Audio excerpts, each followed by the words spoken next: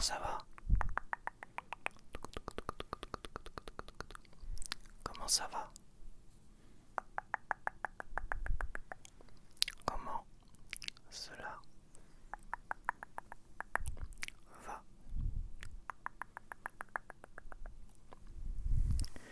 Donc aujourd'hui, ce soir, j'ai voulu refaire ce spot d'enregistrement parce que je trouve que mes dernières vidéos, j'avais vraiment très mauvaise mine, c'est que la lumière était pas bonne. C'est vrai qu'il y a eu beaucoup de modifications ces derniers mois. Et les dernières vidéos, j'avais on va dire quasiment pas de lumière. J'en avais une qui était juste derrière moi comme ça. Et ça manquait un peu de chaleur, je trouve, parce qu'il faut un petit peu de chaleur quand même derrière. Pas trop lumineux, mais de toute façon, la lumière qui est beaucoup plus lumineuse, qui envoie du steak, on va dire, ça reste la softbox. Un jour, j'essaierai d'avoir quelque chose de réglable ici. J'ai déjà quelque chose en tête. C'est comme encore un billet à mettre, évidemment, c'est rien n'est gratuit. Là, je fais un peu aussi avec les moyens du bord. Donc les moyens du bord, c'est des lampes que j'ai déjà. Et la softbox que j'avais acheté pour les photographies, tout ça. Et c'est bien parce que la softbox, ça envoie une lumière douce, homogène.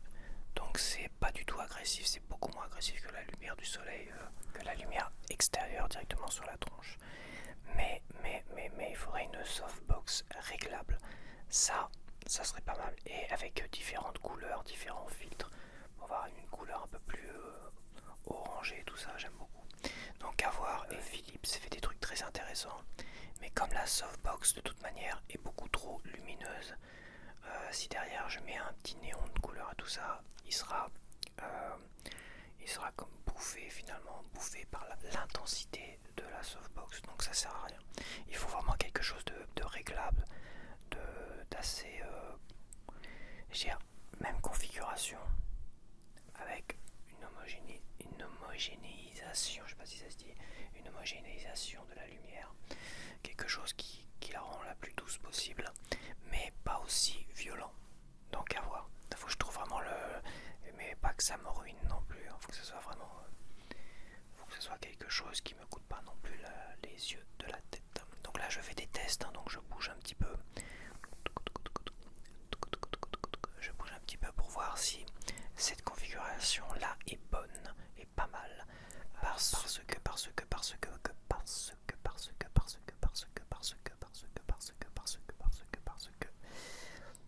que j'ai fait quelques petits tests, mais préalables, mais voilà. Mais c'est vrai que chaque zone de lumière est importante et chaque zone d'ombre également. La softbox, mes dernières vidéos, la toute première que j'ai faite après la vidéo des prénoms, elle était assez haute comme ça et trop proche. Donc la vidéo bavardage que j'avais dû faire, bavardage avec l'écharpe du désir, j'avais des ombres là, des ombres qui tombaient disgracieuses comme ça aussi. Donc c'était pas terrible quand même un petit peu, tu vois. Et là, faut pas que ça soit totalement sombre, ni que j'ai la lumière du jour. Donc la vidéo des panini, j'avais mis la lumière du jour. Donc les rideaux bien ouverts et tout ça. Ici, c'est ce qui débouchait là, mais ça faisait bizarre quand même, trouver que ça me donnait une mine affreuse. Je sais pas pourquoi, mais c'est vrai que la lumière du jour est très compliquée. C'est quelque chose qui est très très difficile à gérer pour les visages et tout ça. D'ailleurs, les photographes professionnels, ils ont des assistants, des machins avec tout le matos à côté pour éviter. Ils ont même des softbox à l'extérieur pour avoir une meilleure image et pour vraiment donner cette douceur et tout ça. Ce qui n'est pas évident. Qu'est-ce que je voulais dire de plus? Donc il y a aussi les petites lumières, toi, la petite lumière que j'ai là, orangée, ici, qui vient de cette lampe là, bah tu vois, celle-là, ça donne un petit truc en plus, toi, ça donne un petit... Ça c'est joli ça, voilà, c'est joli, c'est orangé, c'est joli. Celle-là aussi, à ce niveau-là, me donne un petit peu de lueur, moins parce que j'ai la softbox qui est plus comme ça, mais c'est pas mal. Donc oui, c'est voilà, c'est un apprentissage, mais je fais avec les moyens du bord, je fais ce que je peux avec ce que j'ai. faire ce que l'on peut avec ce que l'on a. Voilà, ça c'est un principe de vie. Évidemment, si j'avais les moyens, je pourrais acheter tout un tas d'appareils photo, tout un tas de lumière et tout ça, et garder seul ceux qui me plaisent et tout ça, mais bon, il faut savoir aussi être mesuré et faire avec les moyens du bord. Donc des fois, de ne pas avoir les moyens, c'est aussi avoir un sens pratique. Et c'est aussi travailler un petit peu la gestion des lumières, travailler la gestion aussi sonore. Voilà, parce que tu peux avoir les moyens d'acheter tout un tas de micros comme ça et ne pas être capable de le régler correctement, ou ne pas avoir la patience ni le temps de régler cela. Donc évidemment, tu feras que de la merde avec, donc ça sert à rien d'avoir les moyens si tu prends pas la peine à un moment donné de faire un certain travail, une multitude de tests. Et je trouve que des fois avec les moyens du bord c'est pas mal. Alors oui, j'ai toujours pas le bokeh, mais comme ça j'aime bien avoir quand même quelque chose de net derrière, ça je vous l'ai déjà dit. Et un jour, je suis sûr que si un jour j'aurai du bon matos à ce niveau-là. Alors pourquoi j'ai pas, est-ce que j'ai un réflexe, j'ai un réflexe semi-professionnel. Alors un APS-C, on va dire que c'est un réflexe bas de gamme, mais j'adore la douceur des APS-C, enfin des vieux APS-C, le 600D que j'avais, qui était un APS-C de 2012, je crois, dans ces eaux-là, ces années-là, m'a fait quasiment mes meilleures photos. J'ai eu un Canon 6D de 2012 qui est un full frame, c'est-à-dire l'objectif, il ne zoome pas dans l'objectif, contrairement aux APS-C que le capteur, on va dire, zoom dans l'objectif, il centre dans l'objectif, ce qui a un effet zoom, c'est-à-dire un 50 mm correspondra à un 85 mm et un 85 mm à un 135 mm.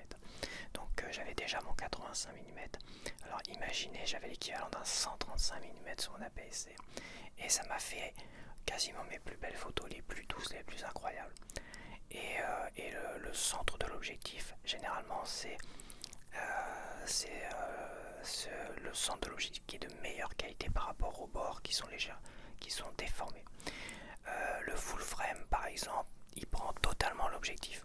Il prend le rectangle. Le capteur, il prend le rectangle de l'objectif, mais il n'est pas au centre de l'objectif. C'est-à-dire qu'il prend full frame totalement l'objectif.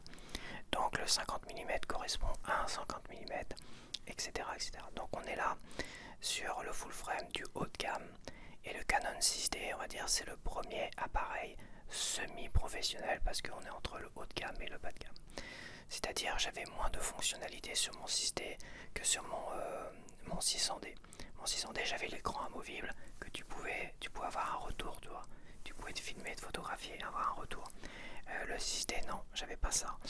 Donc ça, c'était un point noir au niveau de l'enregistrement d'ASMR. C'est-à-dire que j'ai pas de retour, je sais pas. Et quand il faut que j'ai un écran là derrière, et l'écran je suis totalement inversé, c'est compliqué. Là je suis inversé, peut-être par rapport à la vidéo, mais tu vois, quand ma main va là, par exemple, ma main elle va là. Certes je vais inverser la vidéo derrière parce que tous les écrits sont inversés. Il n'y a vraiment que pour les écrits où je suis emmerdé. Mais sinon, tu vois, je vais dans le sens où je vais là. Et le 6D, malheureusement, ce n'est pas inversé, donc tu as bien les écrits à l'endroit. J'ai pas besoin d'inverser la vidéo comme je le fais généralement avec celle-là, avec toutes les vidéos que j'ai faites avec l'iPad. Très bien, mais le retour que j'ai sur un écran, si je mets un écran derrière, alors déjà c'est un cirque monstrueux. Si je mets un écran derrière, et ben je suis inversé. Quand ma main va là, tu vois, bah en fait elle va de l'autre côté. Alors c'est ingérable, c'est insupportable. C'est insupportable. Donc ça c'était un point noir, pourquoi j'utilise pas le Canon 6D. Le deuxième c'est que j'ai pas la mise au point automatique. Voilà, la mise au point automatique, c'est-à-dire elle suit le visage ou elle suit ta main. Donc elle s'adapte, tu bouges comme ça, elle s'adapte, elle s'adapte. C'est très rapide hein, maintenant les trucs, ça s'adapte, tu mets ta main, ça zoome là, t'enlèves ta main.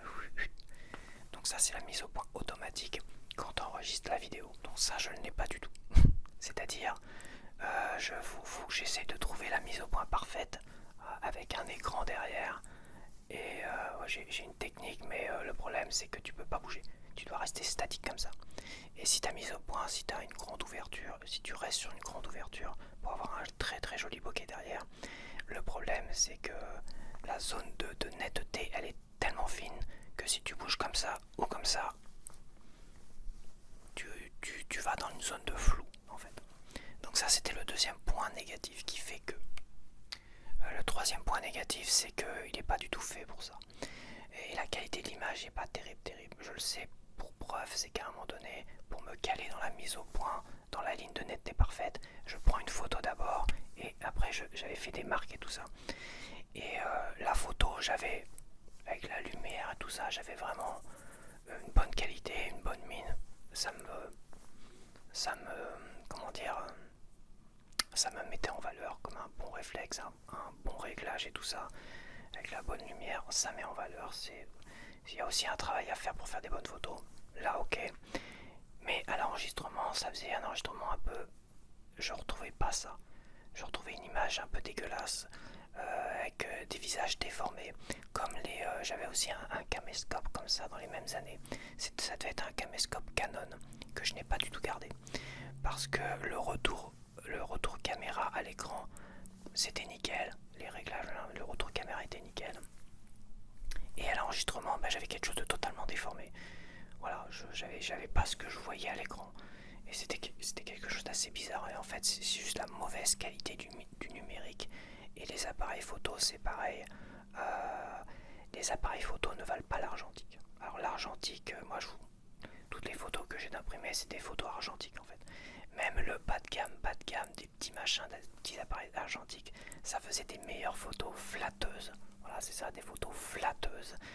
Pour les gens, c'est-à-dire les gens se reconnaissaient, disent ah, ça c'est moi, je me reconnais. Et quand le numérique est arrivé, ça a commencé à faire des photos dégueulasses et les gens ne se reconnaissaient plus. Même les réflexes, ils ont eu du mal, je trouve. Le 600D et le 6D, c'est compliqué, ça a été vraiment compliqué ça. Et il n'y a vraiment que l'iPad là où je trouve que l'image est très très bonne. Mais j'ai un appareil photo, un téléphone, un smartphone qui est assez récent aussi. Hein. C'est un Redmi Note 10, je sais pas quoi. Et c'est dégueulasse, l'enregistrement est dégueulasse. Déjà, il n'a pas la stabilisation. Donc voilà, ça c'était vraiment... j'étais un peu dégoûté là-dessus. Et ça donne des visages dégueulasses aussi. Donc voilà, je suis assez mitigé.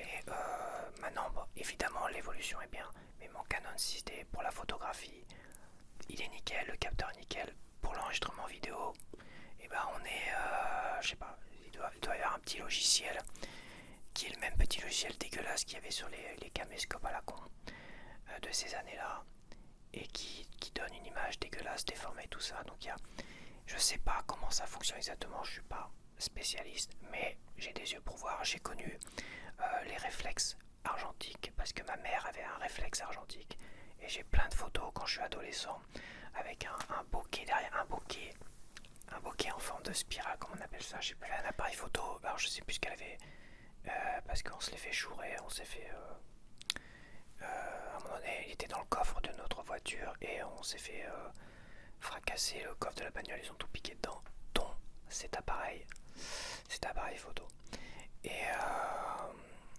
Et il avait, à un moment donné, sur certaines photos, tu le vois. Et aujourd'hui, c'est difficile d'avoir ça avec des objectifs modernes. Il y a des objectifs, on va dire,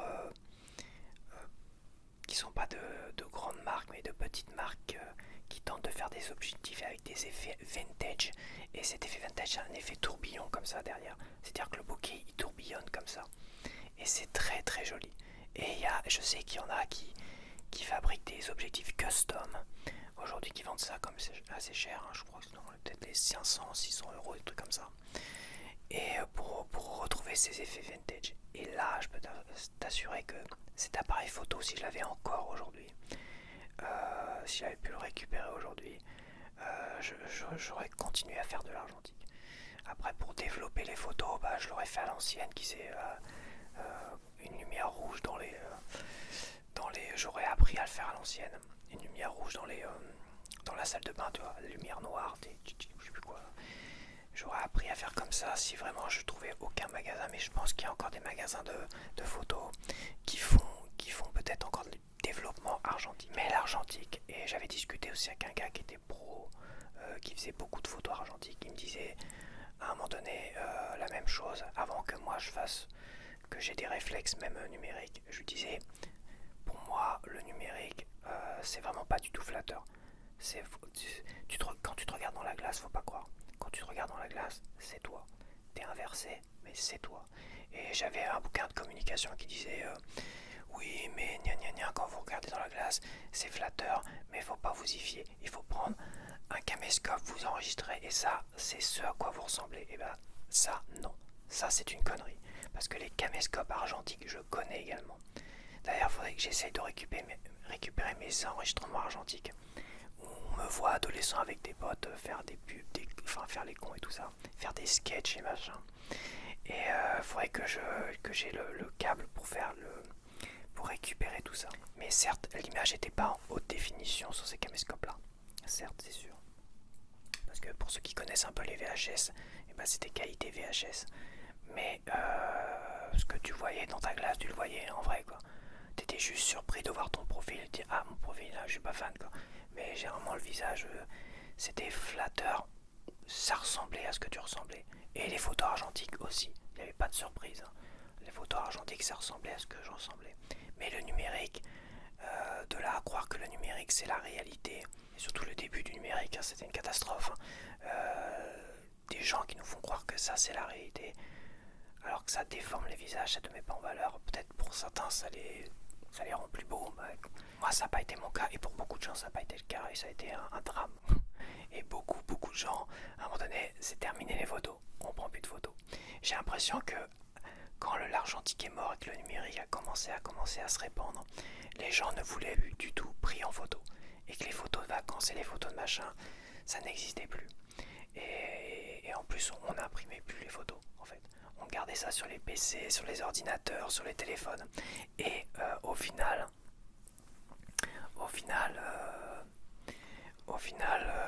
les gens n'imprimaient pas tout ça.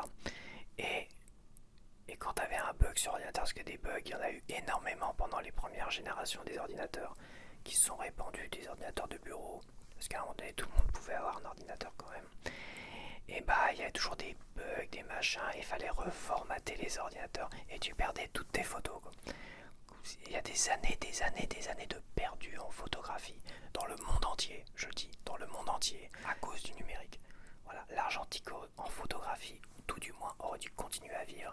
Et au niveau de la vidéo, ça aurait dû évoluer, mais ça a évolué tellement lentement, tellement lentement. Je veux dire, faut que j'attende que j'ai un iPad là. Ça, c'est le Mini 6 qui est sorti il y a 2-3 ans, je crois, 2 ans. Attendre d'avoir un iPad comme ça pour me dire ah, ça c'est pas mal, avec une bonne lumière, c'est bien. Pour me dire enfin l'enregistrement numérique, et ben on a quelque chose de qualité et de la haute définition. Tout ça pour dire que l'argentique en photographie, franchement, c'est pas mal. C'est pas mal du tout. Ah, c'est bon, j'ai pas de photos là sous la main, mais je vous mettrai des photos. Voilà, j'agrémenterai la vidéo avec des petites photos que j'aurais pris en photo pour pouvoir les mettre là. Ce qui est, ouais, c'est compliqué. Mais c'est vrai que toutes les photos que j'ai prises avec mon réflexe, c'est vrai que je les ai pas fait imprimer. Bon, je les ai conservées sur plusieurs supports. Il y en a que j'ai imprimé. Il y en a que j'ai partagé sur un Flickr, un site Flickr là. Là, mon PC, c'est un PC gamer que j'ai fait moi-même. Le PC, je l'ai monté, j'ai changé un peu les disques durs, j'ai fait des sauvegardes à droite et à gauche. Et je sais quand un disque dur commence à déconner. Et les virus, voilà, au départ, c'était, t'avais le champ ouvert des virus, hein. Dès que tu cliquais sur un site, t'avais un virus en gros. Maintenant, maintenant seulement si tu vas sur des sites un peu bizarres. Si tu restes sur des sites normaux, on va dire, les réseaux sociaux normaux, les sites de vente normaux, t'as plus de problème de virus. Et c'est même les antivirus même qui deviennent un problème. Parce que maintenant le dernier Windows, il est suffisant. Voilà, il est suffisant. Pas besoin d'abonnement à la con. Pendant des années, j'ai même pris un abonnement. Mais maintenant c'est terminé. J'ai plus d'abonnement. j'ai un bon Windows. Le Windows, il est suffisant. Je vais plus sur des sites à la con, à la mort moelle-neuve. Et puis voilà, tout simplement. C'est largement suffisant parce que les antivirus, ça crée aussi des problèmes. Et des antivirus sur des antivirus sur des antivirus, quand tu télécharges des logiciels, tu cherches à avoir des logiciels gratos, donc tu télécharges des machins. Ça, je l'ai fait pendant des années, il y a très longtemps. Ça, c'est pareil. Ça te balance plein de virus, de cochonneries sur ton PC. Donc, je trouve qu'aujourd'hui, les systèmes d'exploitation, en tout cas Windows, alors moi, je suis toujours au 10. Voilà, le 10, parce que le 11, apparemment, je ne peux pas. Je sais pas pourquoi. Je crois qu'il manque peut-être de la RAM. J'ai quand même, ça commence à vieillir. Ça doit faire 10 ans que j'ai ce PC gamer. Je joue encore à des jeux de haute qualité. J'ai changé la carte graphique à un moment donné. Seulement, j'ai boosté un peu la RAM. Et c'est vrai qu'aujourd'hui, il faudrait que je rechange la carte mère, que je rechange la RAM. Parce que je pense pas qu'elle serait compatible aujourd'hui. Que je change le processeur.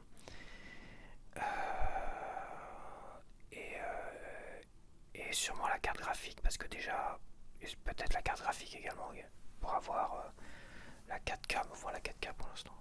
Je suis pas équipé. Donc voilà, c'est une vidéo test, je pars sur du blabla technique photographie. Et voilà. J'ai mis une chemise aussi que je n'ai pas mis, que j'ai dû porter une fois à l'extérieur, parce que je la trouvais bizarre. Donc, et en vidéo, c'est comme en photographie à un moment donné. J'avais fait des photographies, par exemple, j'avais acheté un perfecto, comment dire, en faux cuir, quoi, en simili cuir, un très beau perfecto en simili cuir, tout beau, tout neuf, tout brillant et tout ça. Et j'arrivais pas à le porter. Je trouvais, je sais pas pourquoi, mais je n'arrivais pas à le porter. Je me sentais pas à mon aise à le porter. Je trouvais peut-être un peu trop voyant, un peu trop pas terrible.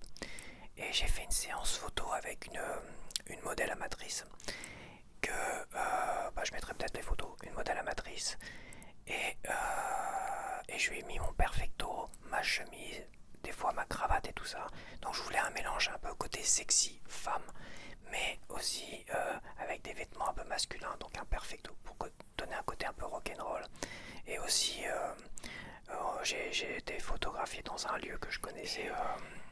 J'ai pris des photos avec ce perfecto là sur elle, et là je me suis dit mais il est bien ce perfecto là en fait, il est pas mal. Dans ce que j'ai fait, c'est quasiment aux mêmes endroits, après tout seul parce que je suis revenu là et je me suis pris en photo avec ce perfecto pour voir ce que ça donnait sur moi, parce que sur une femme je trouvais vraiment chouette ce blouson là. Donc je l'ai testé sur moi, donc j'ai pris des photos, je vous les montrerai également. Et là je me suis dit bah il est pas mal. Et de faire ces photos là et tout ça, je me suis dit bah j'adore ce perfecto là, et je n'arrêtais pas de le porter. Je l'ai porté. Mais bon, je suis dégoûté aujourd'hui de savoir que tous mes simili-cuirs, quels qu'ils soient, même au niveau des casques audio, il y a du simili-cuir, des machins, tout ça, ça s'est épluché. Je sais pas pourquoi ça s'est épluché. Il y a eu de l'humidité à un moment donné à l'extérieur quand ça prend la flotte et que ça revient là. J'ai eu la ventilation qui était en panne aussi. La ventilation qui est tombée en panne plusieurs fois, ça a été compliqué, donc j'essaie de créer une sorte de petite aération en ouvrant légèrement les fenêtres. Alors l'hiver, je vous explique pas, mais bon, pas le choix, sinon ça moisit tout ça. Mais alors je sais pas si c'est ça ou si c'était vraiment juste l'humidité, ou avec le temps tous les simili-cuirs s'épluchent en fait. Tu vois, il s'épluche, et ce perfecto là il arrêtait pas de s'éplucher. Un autre manteau, deux autres manteaux en simili-cuir que j'avais obligé de les bazarder. Et tous mes casques, là j'ai deux casques, le simili-cuir qu'il y avait aussi sur les coussins, on va dire, que tu mettais là.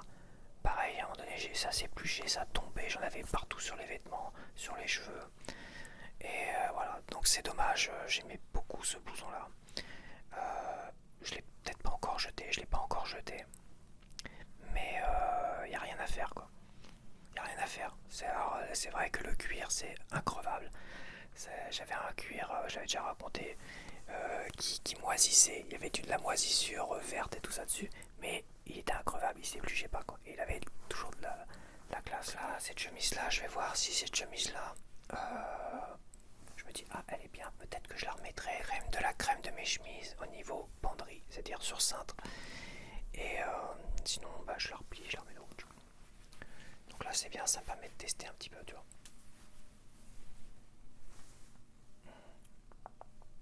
Je teste mes muscles. Donc voilà, c'était une petite vidéo test avec un peu de blabla sur le numérique, éventuellement. Un petit peu de blabla sur les appareils photo, les enregistrements et tout, et tout, et tout.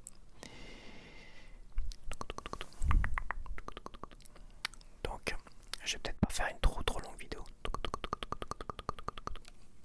Une trop longue vidéo. Ça reste une vidéo test. J'en ai fait quelques-unes avant des tests, mais j'en ai fait quelques-uns avant, mais je voulais faire une vidéo en mouvement pour voir si ça le fait bien. Donc au niveau des spots, c'est vrai que bon là, je savais que j'allais pas respecter ça, mais de toute façon j'en ai marre de me donner des limites. Voilà, même dans ma vie j'en ai marre de me donner des limites. J'essaie de faire des plannings, des machins et tout ça. Donc c'est se donner des limites d'une certaine manière.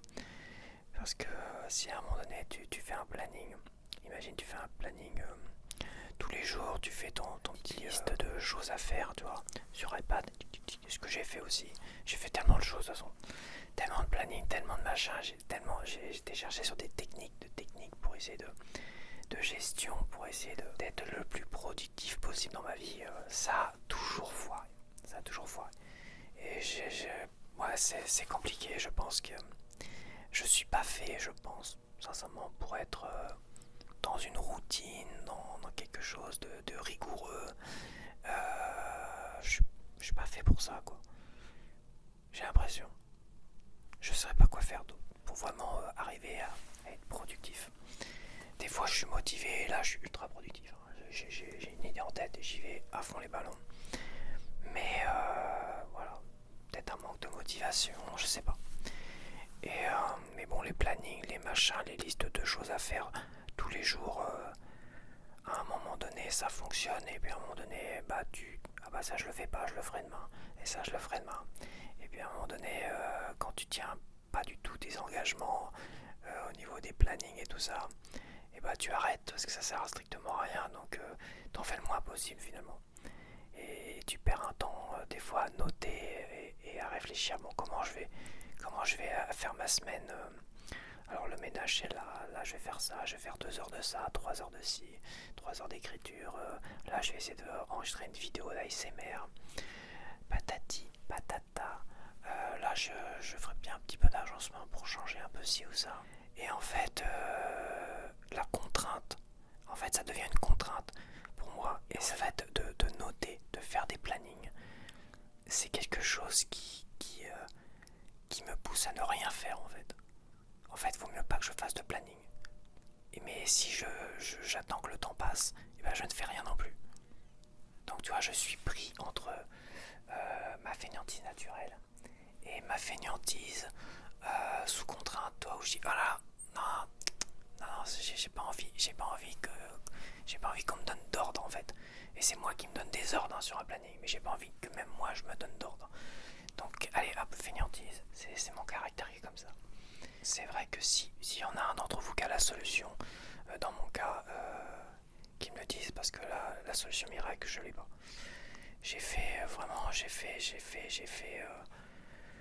J'ai même fait un planning, j'ai même fait un let's motive au niveau de la nourriture et tout ça, au niveau de la nourriture plaisir.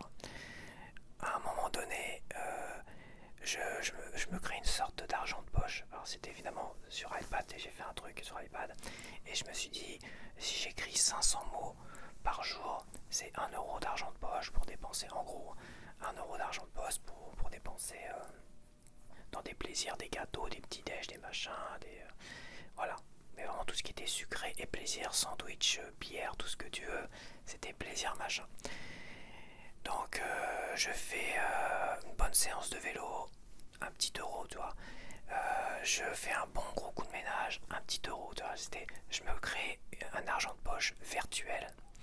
Voilà, c'est pas moi, j'allais pas retirer de l'argent sur mon compte et me donner de l'argent de poche comme ça, non, c'était virtuel, c'était le principe. Ça a fonctionné 2 mois, plutôt pas trop mal, où à la fois je mangeais moins de conneries, et à la fois ça me poussait aussi à avancer, à travailler sur quelque chose. Et à un moment donné, j'ai dérapé, j'ai pas respecté, j'ai acheté plus en magasin, donc à un moment donné, je faisais le cumul quand j'allais faire mes courses. Je me dis, bah, j'ai cumulé 6 euros, 7 euros. Donc, je ne peux acheter que 7 euros de cochonnerie, de junk food et de sucre et de machin et tout ça. Donc, je considérais ça, même le saucisson, le machin, tout ça, junk food. Et tout le reste, des fruits, des légumes, ça, c'est ça, je pouvais en acheter à volonté. Mais voilà. Donc, et à un moment donné, j'arrivais à faire mes courses et je me dis merde, j'ai dépassé de 5-6 euros. Et puis ça a commencé petit à petit comme ça. Alors évidemment, je me mettais une dette, c'est ça le pire. Je me mettais une dette sur mon truc là, mon système. Je me mettais une dette et de moins 6 euros. Et la dette, j'arrivais pas à la rattraper. Et à un moment donné, quand j'allais faire les courses, je pouvais plus rien acheter de sucré. Et j'étais pas bien quoi. Et même le café, j'ai dû le mettre dedans, le café, tout ça. Et à un moment donné, bah, ça fait chbouch quoi, ça fait. Bon, allez, j'en profite pour te dire au revoir. Parce que là, il fait une pause avec sa tondeuse. Donc il y a un gars à la tondeuse qui a déboulé devant ma fenêtre. Et. Ah, il s'est éloigné. Voilà, il s'est éloigné, mais il va revenir. Je le connais. Dès qu'il commence à tourner là, c'est le moment. Ils vont revenir m'embêter. Bon, ça fait une petite vidéo de blabla sympathique. Alors je te dis à la prochaine. Il revient, à la prochaine.